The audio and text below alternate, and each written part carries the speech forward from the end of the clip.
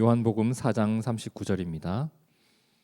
여자의 말이 내가 행한 모든 것을 그가 내게 말하였다 증언하므로 그 동네 중에 많은 사마리아인이 예수를 믿는지라. 아멘. 중요한 일은 꼭 점검을 하게 되죠. 때가 되면 저희 집에도 가스 점검을 해주러 그렇게 가스 회사에서 나옵니다. 보일러 주변에 가스가 새는지, 가스레인지 주변에 가스가 새는지 꼭 확인을 하고 갑니다. 학생들은 수학 문제를 풀고 나면 남는 시간 동안 뭘 해요? 검산을 하죠. 점검을 한다고요. 제가 아는 형님이 이런 일을 겪었다고 해요. 하루는 형수님께서 웬일인지 맛있는 음식을 좀 먹어보라고 주더래요. 물어보는 거예요. 괜찮아?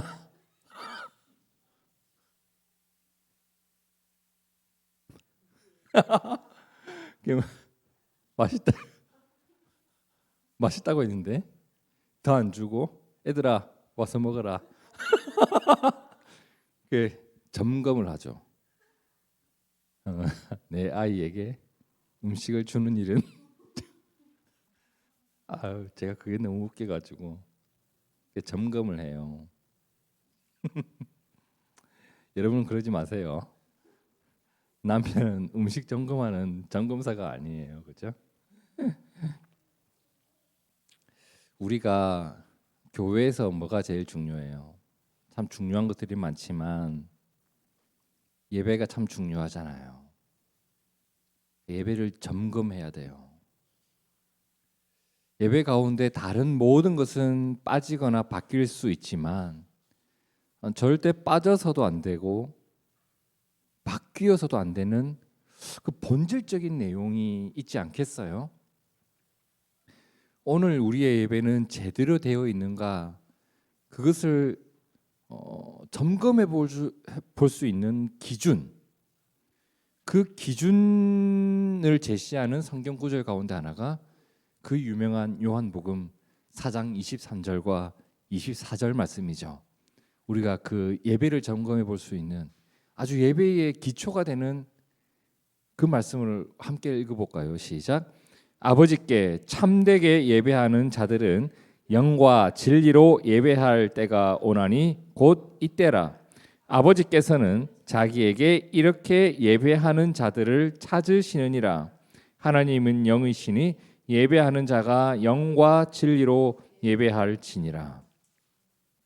아버지께 참되게 예배하는 자들이, 그죠?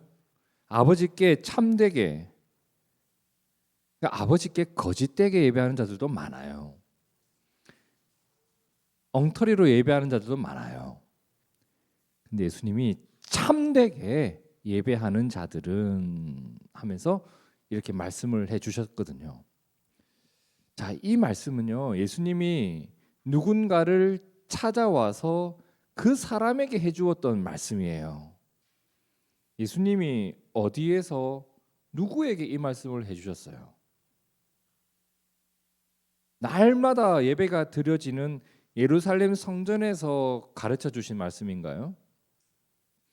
하나님의 백성이라 불리던 유대인들에게 또는 바리새인들에게 그 유대인들의 지도자들에게 주셨던 말씀인가요?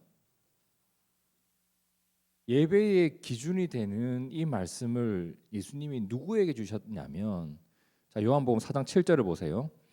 사마리아 여자 한 사람이 물을 기르러 왔음에 이 여인에게 주셨던 말씀이에요.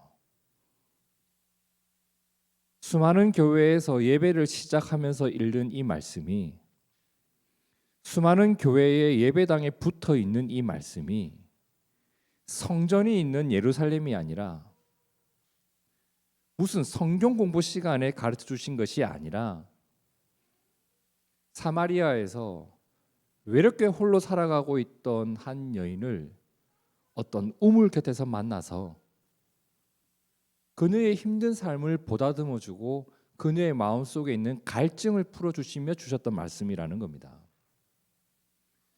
여러분, 이 여인이 어떤 여인이었는지 지난주에 다 우리가 살펴봤었죠. 지난주 말씀을 한번 곱씹어 보면서 다시 한번 들여다보면 요한복음 4장 6절을 보세요. 예수께서 길 가시다가 피곤하여 우물 곁에 그대로 앉으시니 때가 6시쯤 되었더라. 낮 12시죠. 낮 12시에 사마리아 여자 한 사람이 물을 기르러 왔습니다. 예수님이 물을 좀 달라라고 했어요. 그리고 이런저런 대화를 나누다가 예수님이 이런 말을 하죠. 너에게 남편 5이 있었고 지금 있는 자도 내 남편이 아니니 내 말이 참되다. 남들이 우물에 나오지 않는 시간에 나는 우물에 가서 물을 뜨고 있어요. 집에 가면 왜 그렇잖아요. 집에 가면 마음이라도 좀 편해야 되잖아요. 근데 여전히 남편 같지 않은 남편이 집에 있어요. 그리고 나는 사마리아 여자야. 가정적으로, 사회적으로, 그리고 나의 출신 때문에 이런저런 많은 어려움을 겪으면서 살아가고 있는 여인이었거든요. 무엇보다도 얼마나 지독한 외로움과 싸우고 살았을까라는 상상을 많이 해보게 됩니다. 근데 여러분, 이 내용을 지난주에 살펴봤는데 이제 이어지는 요한복음 4장의 내용을 좀 더 살펴보다 보면 이런 내용뿐만 아니라 이 여인은 또 이런 사람이었다라고 하는 추가적인 내용들이 좀 더 나와요. 자, 그러면 그 내용들을 오늘 먼저 살펴보고 이제 오늘 본문을 좀 보려고 하는데, 자, 요한복음 4장 7절을 다시 한번 보세요. 사마리아 여자 한 사람이 물을 기르러 왔음에 예수께서 물을 좀 달라라고 했죠. 이것으로 이제 예수님과의 대화가 시작됩니다. 근데 이런저런 말을 주고받고 대화가 이어지면 이어질수록 이 여인 뭔가 이상한 걸 느껴요. 왜냐하면 예수님이 던지는 말이 참 묘했기 때문이에요. 물 좀 달라라고 하던 그 사람이 이제 뭐라고 하냐면 네가 만일 하나님의 선물을 알았다면, 그리고 너에게 물 좀 달라고 하는 내가 누구인 줄 알았다면 너가 나한테 구하는 것이 있었을 거야. 저건 무슨 말이지? 근데 또 이런저런 대화를 나누다 보니까 너한테 남편 5이 있었지. 근데 지금 있는 그 남편도 너에게 남편 같지 않지. 이쯤 되니 이 여인 뭔가 살벌하게 느낍니다. 이 사람 뭐지? 그러면서 순간적으로 이 사람은 이런 사람일 거야라고 하는, 그냥 단순히 유대인 남자로 보이던 그 사람이 이 사람은 이런 사람이구나라고 느끼게 되는데 19절에 뭐라고 해요? 여자가 이르되 주여 내가 보니 선지자로소이다. 제가 지금 당신과 대화를 나누다 보니까 혹시 선지자세요? 이렇게 되는 거예요. 저와 어떤 사람이 얘기를 나누다가 혹시 목사님이세요? 뭐 이런 거 똑같은 거예요. 선지자세요? 이렇게. 선지자가 어떤 사람이에요? 하나님의 말씀을 맡은 자들, 하나님의 뜻을 알려주던 사람들, 그리고 하나님의 백성들을 위해서 기도하는 사람들이 선지자들이에요. 이 여인이 이제 단순히 예수님을 바라볼 때 유대인 남자라고만 인식하고 있다가 선지자라고 인식하게 된 이상 마음이 좀 열리기 시작을 하는 거예요. 마음이 열리면서 그동안 내 마음속에 담고 살았던 무언가를 꺼내기 시작해요. 이제야. 그게 이제 19절과 20절인데 함께 읽어봅니다. 시작. 여자가 이르되 주여 내가 보니 선지자로소이다. 우리 조상들은 이 산에서 예배하였는데 당신들의 말은 예배할 곳이 예루살렘에 있다 하더이다. 자, 내용을 다 모를지라도 이 여인은 지금 무엇에 대해 물어봅니까? 예배에 대한 걸 물어봐요. 예배에 대한 거. 더 구체적으로 말하면 예배의 장소에 대한 질문이었어요. 당시 유대인들에게는 예배의 장소라는 것이 매우 중요한 부분이었어요. 하나님께서 지정하신 곳에서 예배를 드리지 않으면 예배가 아니다라고 하는 믿음이 있었기 때문입니다. 그들에게는 이것이 매우 중요했어요. 예배는 예루살렘에서, 거룩한 성전에서, 이곳에서 드려지지 않는 모든 예배는 예배가 아니다라고 했습니다. 이것은 그때 당시에 중요한 문제들이 있었기 때문인데 당시 이런 믿음이 있었어요. 그런데 사마리아 사람들은 그 예루살렘에 한번 가보지를 못하는 거예요. 왜? 유대인들이 너무 우리를 싫어했거든. 나를 싫어하는 사람들이 예배를 집례해요. 내가 그곳에 가면 사람들이 나에게 돌을 던질 거예요. 재수 없다고 하면서 꺼지라고 할 거예요. 그러니까 나는 하나님을 예배하고 싶은데 유대인들이 말하는 예배 장소에 가보지도 못해. 요한복음 8장을 보면요, 예수님과 유대인들이 논쟁을 하는 장면이 나와요. 근데 논쟁을 하다가 그 유대인들이 갑자기 예수님께 욕을 하네. 싸우다가 안 되면, 말로 안 되면 뭐예요? 욕을 하거든. 욕을 뭐라고 하는지 보세요. 요한복음 8장 48절.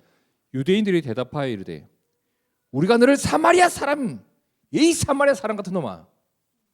그리고 뭐라고 해요? 이 귀신 들린 놈아 하는 말이 옳지 아니하냐. 이게 당시 욕이에요.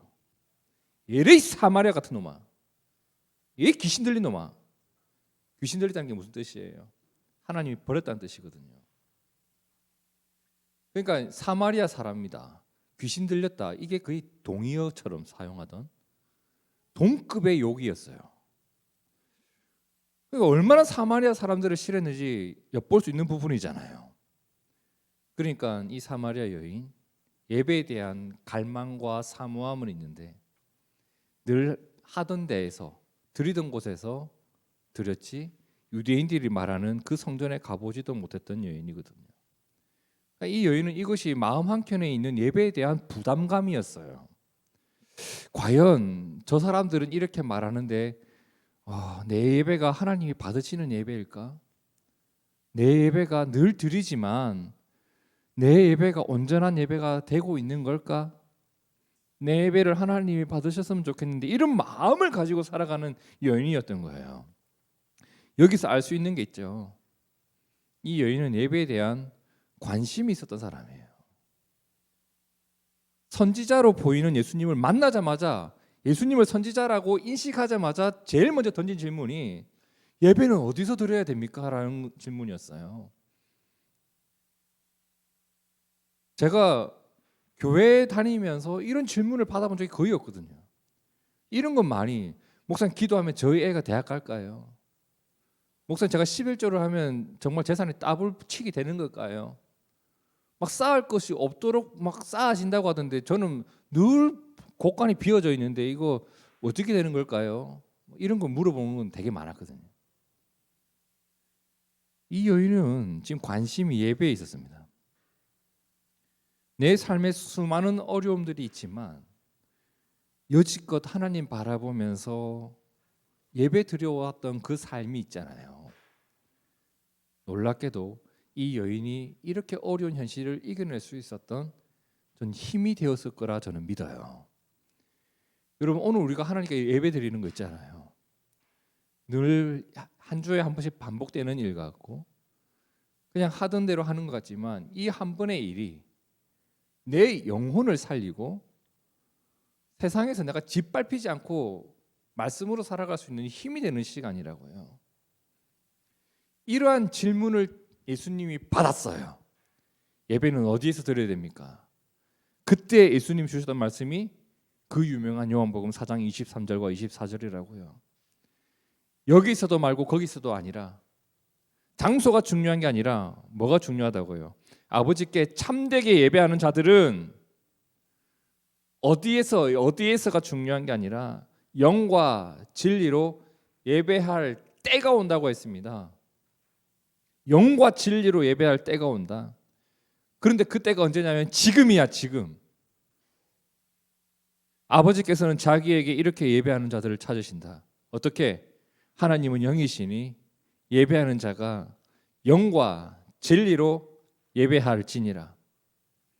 하나님 보이지 않죠.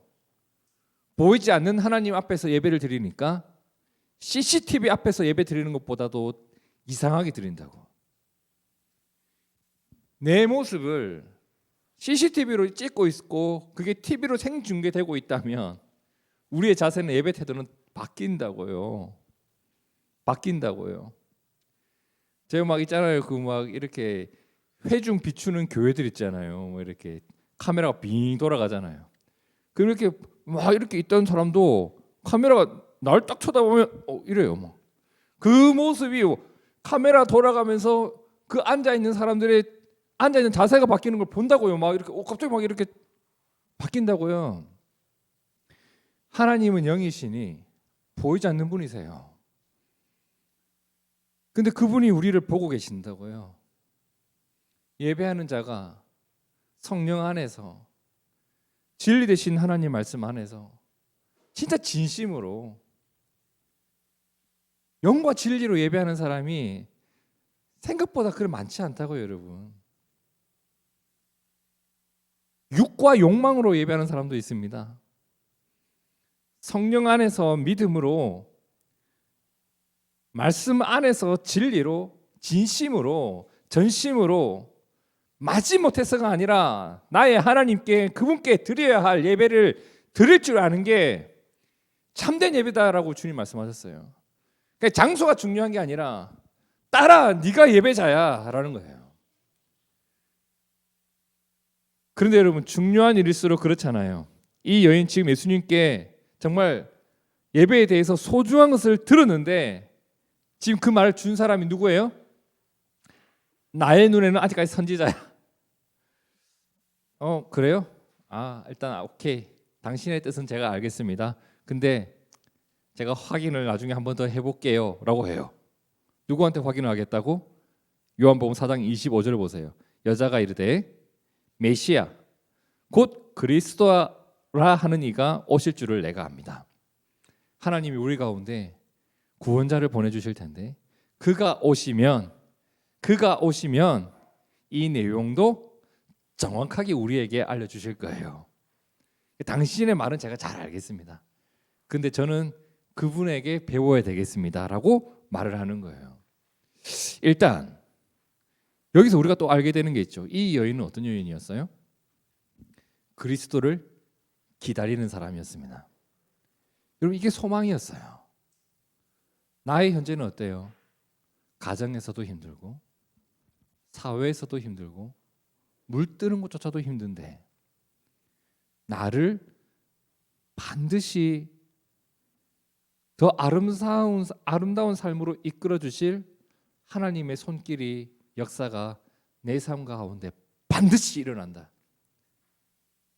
반드시 일어난다. 그리스도가 오시면 그분이 나를 위해 그 일을 반드시 행하신다. 이게 그녀의 믿음이었고 소망이었던 겁니다. 그리스도를 믿고 있었어요. 오신다는 것을 기다리고 있었어요. 자, 이 여인이 이렇게 말을 하니까 예수님이 마음은 어땠을까요? 엄마, 내다, 네 기다리고 있는 게 나다, 엄마. 이러지 않았겠어요? 얼마나 흐뭇하셨을까? 굉장히 흐뭇하셨을 것 같아요. 그때 예수님이 26절에 뭐라고 해요?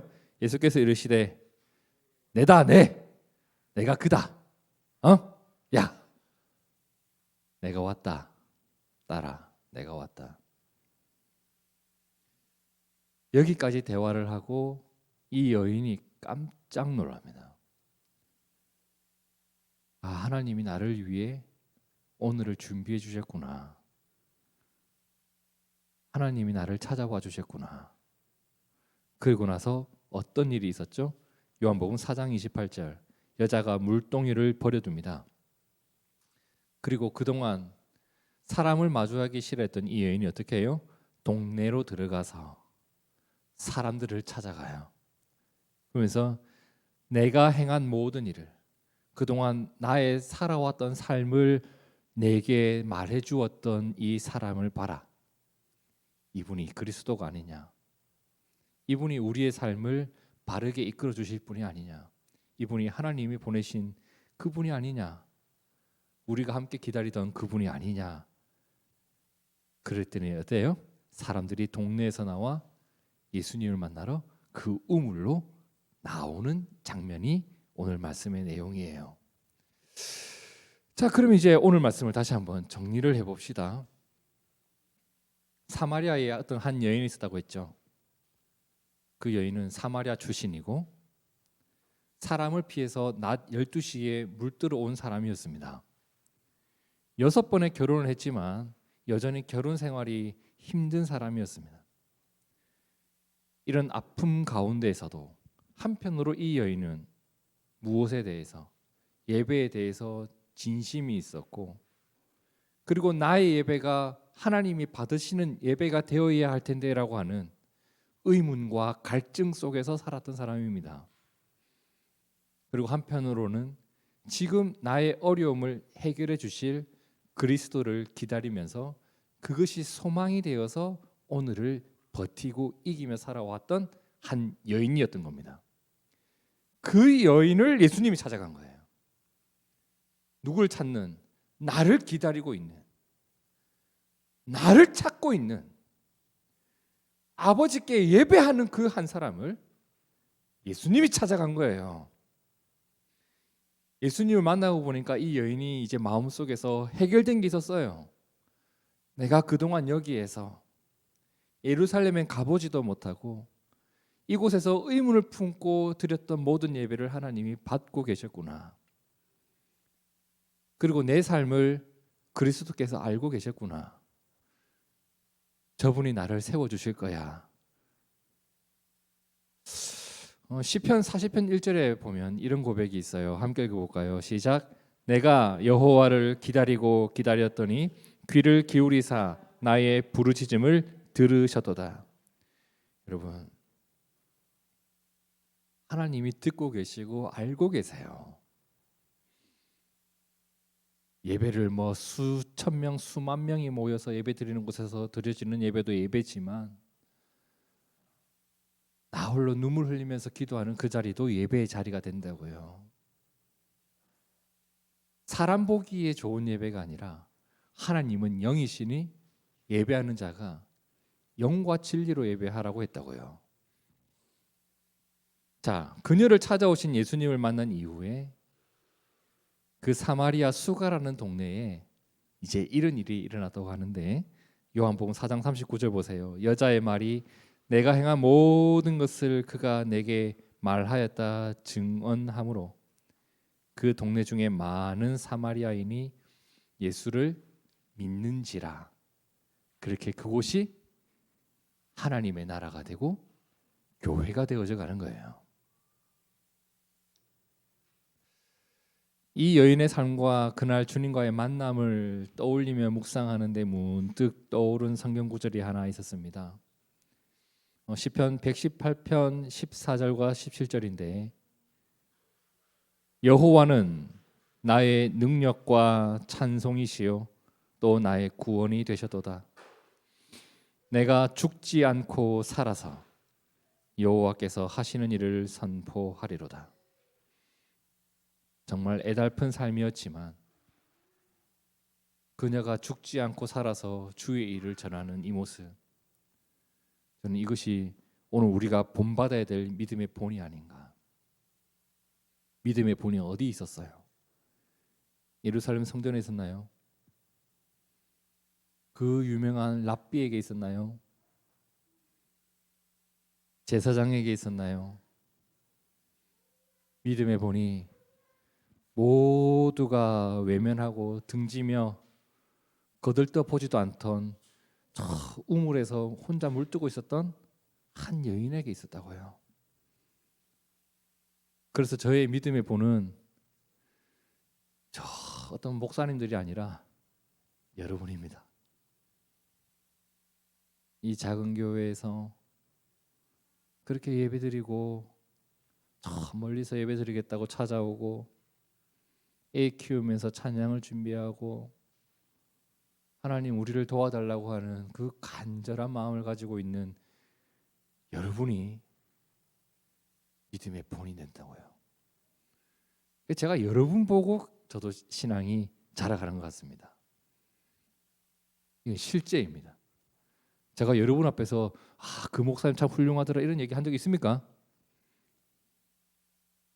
훌륭한 분들 많아요. 그런데 그분들만 훌륭한 게 아니라 사마리아 여인과 같은 여기 있는 분들이 다 훌륭한 분들이에요. 그 사마리아 여인 무엇으로 버티고 살아왔죠? 하나님을 예배하면서, 그리고 주님을 기다리면서 그 소망 가운데에서 살았습니다. 그리고 주님이 그녀를 찾아갔고 그녀의 삶을 회복시켜 주셨죠. 사람들을 만나고 그 동네가 교회가 되고. 성도 여러분, 주님이 우리를 이렇게 세워 주실 겁니다. 오늘 우리 교회에 소망이 있다면 주님이 이루실 일이 남아 있다라는 부분입니다. 그리고 어디에서든 영과 진리로 하나님을 예배하는 우리가 되어져 있다면 하나님이 우리를 기쁘게 바라봐 주시고 주님이 우리를 흐뭇하게 찾아와 주시지 않겠어요? 그렇게 우리에게 베푸실 하나님 은혜와 우리를 통해 이루실 복음의 역사를 기대해 보게 됩니다. 언제나 우리와 함께 하시고 의지할 곳 없는 자에게 다가와 주시는 그 주님의 은혜 속에서 오늘 우리가 해야 할 일은 여전히 그분을 예배하고 그분을 바라보고, 그리고 나를 통해서도, 이 낮은 자를 통해서도 이루어 가실 주님의 일이 있다는 것을 기억하면서 오늘 우리가 하루하루 살았으면 좋겠습니다. 함께 기도하겠습니다. 아버지 하나님, 하나님을 예배하는 자리에 오늘 우리가 있습니다. 예배하는 자리에 내 몸만 있을 뿐만 아니라 영과 진리로 하나님을 예배하는 예배자가 되어 오늘을 살아가고 하나님을 예배하고 싶습니다. 성령님, 내 마음속에 있는 믿음을 지켜주옵소서. 성령님, 진리 되신 하나님 말씀으로 내가 다듬어져 가게 하옵소서. 그렇게 하나님을 예배하고 하나님을 사랑하고 주님께서 이루실 일을 소망 가운데 마음에 품고 살아가는 우리가 되기를 원합니다. 하나님께서 우리 가운데 하나님만이 주실 수 있는 평강과 은혜를 허락하여 주시옵소서. 살아계신 예수님 이름으로 기도하옵나이다. 아멘. 아멘.